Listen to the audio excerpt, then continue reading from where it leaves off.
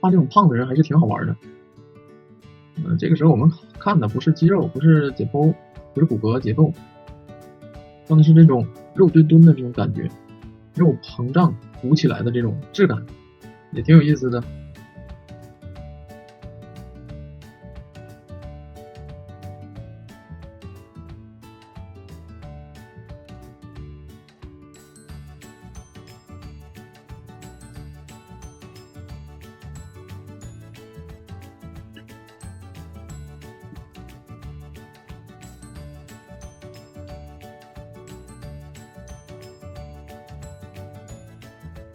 我现在用的这个涂抹工具，就是画完之后这个笔触的边缘不太合心意的话，就用这个涂抹工具抹一抹。然后剩下的就是最普通的笔刷，这是一个肥胖的人体速写。